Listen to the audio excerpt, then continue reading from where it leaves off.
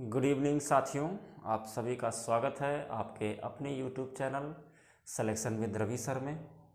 जैसा कि मित्रों मैंने आप लोगों से वादा किया था कि इंग्लिश का पार्ट 2 मैं लेके आऊँगा और इंग्लिश में ग्रामर सेक्शन का पार्ट 2 आज मैं आप सभी लोगों के बीच में लेकर के उपस्थित हुआ हूँ।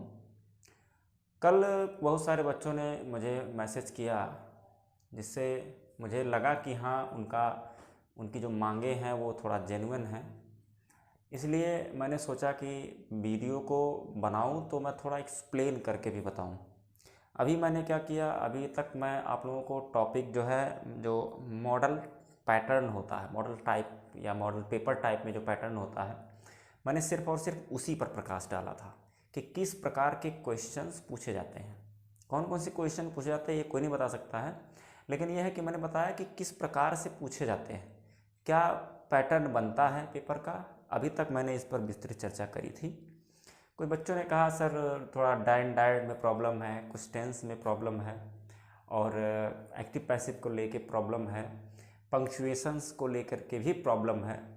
ऐसे में मुझे लगा कि हाँ बच्चों की मांग जो है वो डेफिनेटली जेन्युइन है, इसलिए मैंने सोचा कि इस पर भी मैं एक वीडियो आप लोगों के समक्ष प्रस्तुत कर सकूं। उसमें मैंने छोटा सा प्रयास किया है।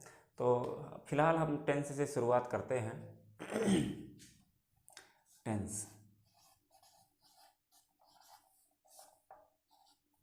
आप सभी को पता है कि टेंस एक ऐसा अनिवार्य हिस्सा है ग्रामर का, इंग्लिश ग्रामर का। देखिए, टेंस से आपका ट्रांसलेशन भी जो है क्लियर होता है कि जब आप ट्रांसलेशन करते हैं तो टेंस के बेसिस पर ही करते हैं।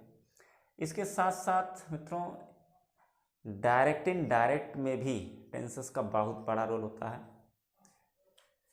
तो टेंस में आपको पता है कि टेंस के कितने हिस्से हैं, आपको ये भी पता है। एक है प्रेजेंट टेंस, एक है पास्ट टेंस और तीसरा है फ्यूचर टेंस। दोस्तों मैं बहुत डीप में नहीं जाऊंगा, लेकिन यह है कि ये तीन तरह के टेंस आप लोग क्लास रूप में पढ़े होंगे और ये तीन ही तरह का होता है। इन सभी में आप गए होंगे। अगर हम हिंदी में इसको जो है थोड़ा सा विस्तृत बता सकें तो इसका हिंदी होता है वर्तमान काल। वर्तमान काल, टेंस का मतलब काल होता है, ये आप ध्यान रखिएगा, और काल का मतलब समय भी होता है। और जो पास्ट टेंस है इसका हिंदी होता है भूतकाल। इसके अलावा जो फ्यूचर टेंस दिया है, फ्यूचर टेंस की हिंदी होती है भविष्यकाल। यानी इस टेंस की बात करें तो ये ऐसा टेंस है जिसमें वर्तमान की बात होगी, जो वर्तमान में चल रहा है। पास्ट टेंस की बात करेंगे तो ऐसे कार्यों की बात होगी जो बीत चुकी है, हो चुकी हैं। और फ्यूचर टेंस में जब हम जाएंगे तो फ्यूचर टेंस में हम ऐसे तथ्यों की बात करेंगे, ऐसी लाइनों की बात करेंगे जो होंगी या होने वाली हैं, मतलब भविष्य की बात होती है। होगा नहीं होगा वो अलग चीज़ हो गया, लेकिन ये तीनों एक दूसरे से भिन्न हैं। भिन्न इसलिए है क्योंकि ये वर्तमान का है, ये आपको ऐसे क्लियर हो रहा है। भूत का है मतलब बीत चुका है, भूतकाल का। भविष्य काल का मतलब होगा, मतलब टुडे, यस्टरडे और टुमारो में यही तो अंतर है। देखिए, ये बात करता है टुडे, टुडे मीन्स आज का। ये बात करता है यस्टरडे, यस्टरडे मीन्स बीता हुआ कल, यस्टरडे। लेकिन फ्यूचर टेंस क्या कहता है ना, टुमारो होगा इसका अर्थ।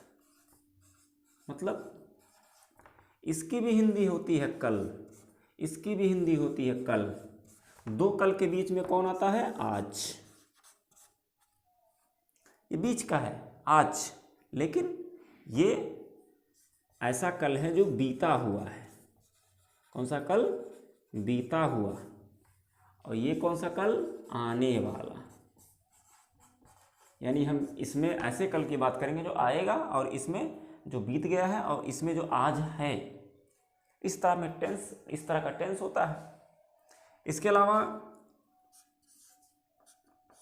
Direct and indirect narration, indirect narration यानी प्रत्यक्ष और अप्रत्यक्ष वाक्य। डायरेक्ट मीन्स प्रत्यक्ष, एंड मीन्स और, इनडायरेक्ट मीन्स अप्रत्यक्ष, नरेशन मीन्स होता है वाक्य। अब इसमें डायरेक्ट स्पीच और इनडायरेक्ट स्पीच मैं बहुत डीप नहीं जाऊंगा, बस मैं आपको एग्जांपल की सहायता से समझाता हूँ कुछ नियम।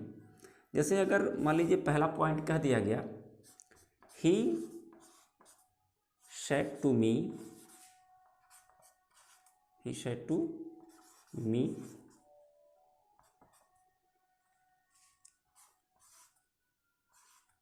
do you read, do you read। देखिए ये क्या है, ये इंट्रोगेटिव सेंटेंस का वाक्य है, ठीक है, ये इंट्रोगेटिव सेंटेंस का है। ये आपका जो है फर्स्ट पर्सन है, ये सेकेंड पर्सन है, ये भी आप जानते हैं। ये आपका रिपोर्टिंग वर्ब है पूरा हिस्सा, और ये आपका रिपोर्टेड पार्ट कहिए चाहे रिपोर्टेड स्पीच कहिए, ठीक है। और इसमें आपको नियम भी पता होगा कि इफ़ का प्रयोग होना है, ठीक है।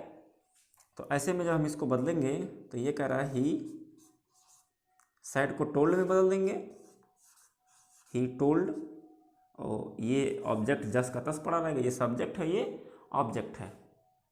इसके बाद हम यहाँ कंजक्शन लगाएंगे, क्या, इफ। आप सभी सब पढ़ चुके हैं, बस मैं सिर्फ रिवीजन के लिए बता रहा हूँ, इसलिए फास्ट चल रहा हूँ। अब देखिए यहाँ ये कह रहा है कि इसको आप चेंज करेंगे कैसे। ये फर्स्ट पर्सन है, सेकंड पर्सन क्या होता है, यू होता है, और थर्ड पर्सन क्या होता है, ही होता है, सी होता है, इट होता है, या कोई नाम हो, ठीक है। ये सब क्या होते हैं, थर्ड पर्सन होते हैं। अब जो यहाँ सेकंड पर्सन है वो किसके हिसाब से चेंज होगा, ऑब्जेक्ट के हिसाब से चेंज होगा। अगर यहाँ कोई फर्स्ट पर्सन होता तो यहाँ सब्जेक्ट के अनुसार चेंज हो जाता। तो ये जब यू इसके पास आएगा तो यहाँ क्या हो जाएगा, आई। क्लियर। अगर इसमें कहीं कोई समस्या हो तो आप जो है कमेंट सेक्शन में लिख सकते हैं, कोई दिक्कत नहीं है। अब इसके बाद टेंस में भी परिवर्तन करना है, तो जब टेंस में हम परिवर्तन करेंगे तो यहाँ डू है, डू मतलब क्या है, ये प्रेजेंट इंडेफिनिट का है, ठीक है। इसको हम पास्ट इंडेफिनिट में ले जाएंगे, तो यहाँ हो जाएगा आई वाज, और इसका अर्थ बदल जाएगा क्योंकि इंडेफिनिट में जब जाएगा तो यहाँ हो जाएगा रेड, RAED, यानी सेकंड फॉर्म का इस्तेमाल करना हम चालू कर देंगे। यही इसका टोटल मतलब होता है। इसके अलावा जब आप एक्टिव पैसिव की बात करते हैं, एक्टिव पैसिव, ये अधिकतर मैं इसलिए इसका एग्जांपल दूँ क्योंकि इंट्रोगेटिव का ही अधिकतर पूछता है।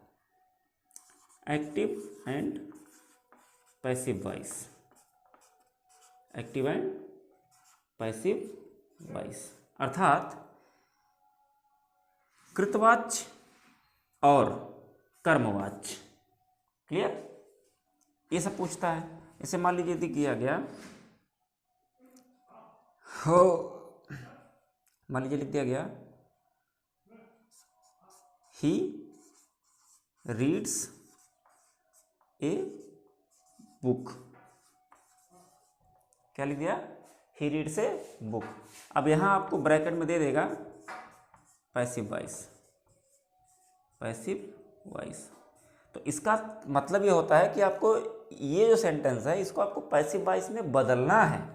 तो जब आप पैसिव वॉइस में बदलेंगे तो इसका होगा, अब ये जो ए बुक है ना, ये आपका सब्जेक्ट बन जाएगा, तो ये हो जाएगा ए बुक, ठीक है। अब ये क्या है, ये आपका ही रीड्स, यानी ये आपका जो है इंडेफिनिट है, कौन सा, प्रेजेंट का इंडेफिनिट, तो ये पास्ट इंडेफिनिट में चला जाएगा। क्लियर। एक टेंस आगे चला जाता है, तो ये हो जाएगा ए बुक इज, क्योंकि प्रेजेंट इंडेफिनिट के बाद क्या है, प्रेजेंट कंटिन्यूअस है, तो उसका हम हेल्पिंग वर्ब भी इस्तेमाल करेंगे। और उसके बाद मुख्य क्रिया का third form, a book is READ, read का थर्ड फॉर्म रीड ही होता है। ठीक है, अब ये जो सब्जेक्ट होगा ये ऑब्जेक्ट बन जाएगा बाई लगा करके। तो यहाँ जो सब्जेक्ट ही है, ही का सब्जेक्ट, ही का ऑब्जेक्ट क्या होता है, हिम होता है।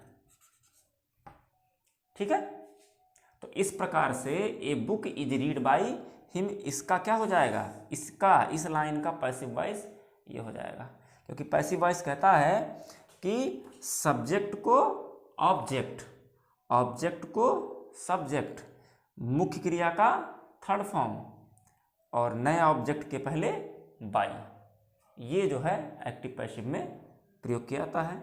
इसके बारे में आप जानते ही जानते हैं, इसमें कोई समस्या नहीं होनी चाहिए किसी को। अब बात करते हैं पंक्चुएशन की। पंक्चुएशन क्या होता है?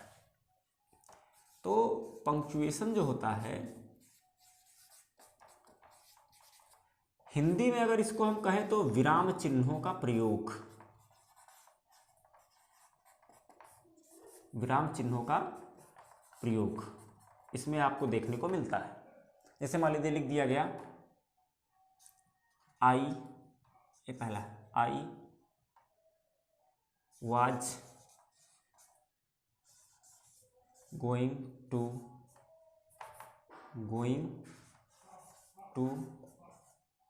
दिल्ली।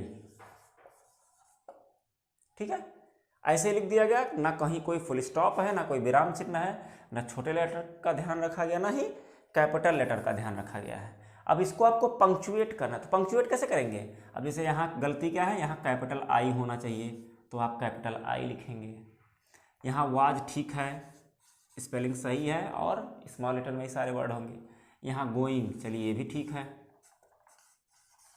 यहाँ टू भी ठीक है। क्लियर?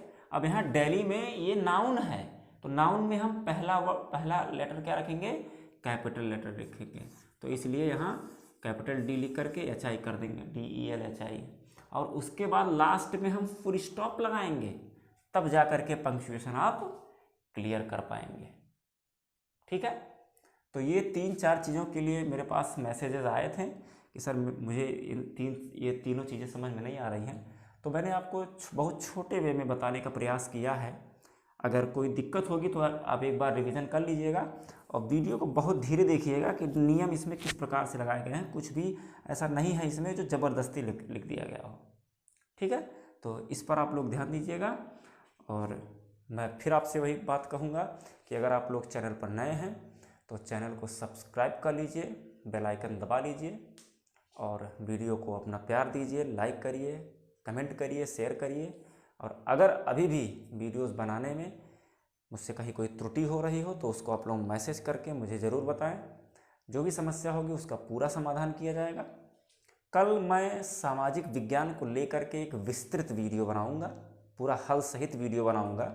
इसमें थोड़ा सा समय कम है बच्चों के पास, इसलिए मैंने बहुत ब्रॉड, बहुत डीप जा कर के नहीं बताया, बहुत आसान भाषा में और बहुत कम समय में एक पुख्ता चीज़ आपको बताई है, जो कि हो सकता है आपको यूट्यूब पर कहीं ना मिले। मैंने पूरा प्रयास किया कि मैं आपको अच्छे से एक्सप्लेन करा सकूं। कल सामाजिक विज्ञान की वीडियो आएगी, आप लोग इंतज़ार करिएगा। कल फिर से मिलेंगे सामाजिक विज्ञान के एक नए वीडियो के साथ। इसमें आपके जो भी सवाल होंगे, जो भी समस्याएं होंगी, आप लोग कमेंट में लिख करके ज़रूर भेज दें कि हम किस प्रकार से सोशल साइंस का जो, यानी सामाजिक विज्ञान का जो विषय है, उस पर मैं किस प्रकार का वीडियो आप लोगों की समझ प्रस्तुत करूं, जो आपकी डिमांड हो उस हिसाब से। अगर मैं अपने हिसाब से बनाऊंगा तो मैं अपने हिसाब से बनाऊंगा, उसमें किस तरह के क्वेश्चन बार बार रिपीटेड हुए हैं, मैं इन सब पर विशेष ध्यान दूंगा। लेकिन यह है कि अगर आपको किसी सामाजिक विज्ञान में किसी भी टॉपिक को लेकर के कोई समस्या हो तो आप उसको हमको बता दीजिए, हम उस पर थोड़ा डीप जा करके बहुत अच्छे से समझा देंगे, क्योंकि ये ज़रूरी भी है। ज़रूरी इसलिए है क्योंकि बहुत सारी ऐसी चीज़ें हैं, बहुत ब्रॉड है, भूगोल है, उसी में इतिहास भी आपका है, नागरिक शास्त्र के भी कुछ हिस्से उसमें हैं।